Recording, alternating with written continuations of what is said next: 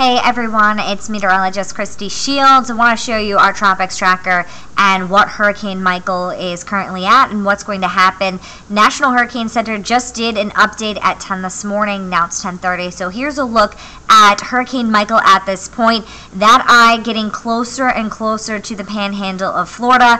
And within that eye wall, that's where you see and experience those very strong winds. And winds currently at 145 miles an hour. Hurricane Michael is a Category 4 storm, which makes it a major hurricane. And that's between Category 3 to a Category 5 hurricane.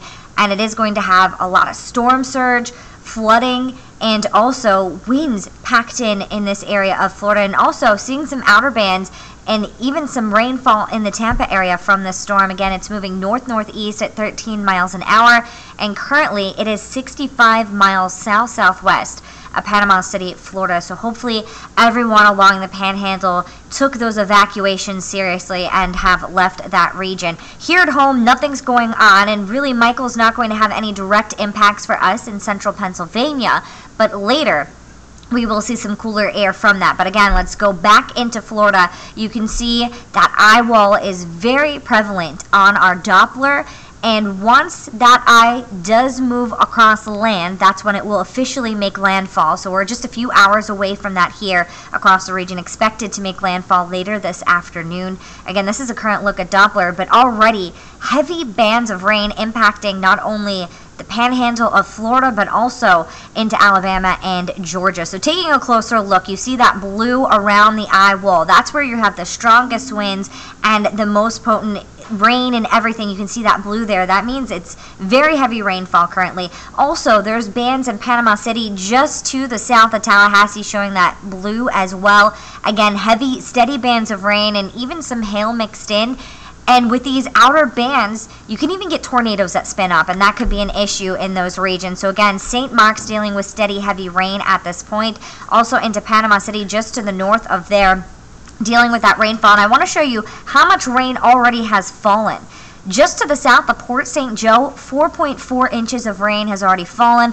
Other areas along the panhandle have already picked up that much rain. So not only is the storm surge an issue, it's also going to be that flash flooding along with the winds as this Category 4 hurricane makes landfall in Florida. So right now, not only is there a hurricane warning, there's also a tornado watch because, again, those outer bands can easily spin up a tornado, and that could be an issue. So there is a tornado watch until Wednesday at 5 p.m. for many counties in Florida, also continuing into Georgia as well, and even that tropical storm warning for Georgia and into the Carolinas, as this will continue to move to the north and east as we head throughout the next few days. But it is going to be a quick moving storm. Again, there you have that tropical storm warning for Georgia, also into South Carolina as well, as this will be tracking to the north and east. So timing this out, again, currently Hurricane Michael, a Category 4 storm, going to bring devastation to the Florida panhandle. So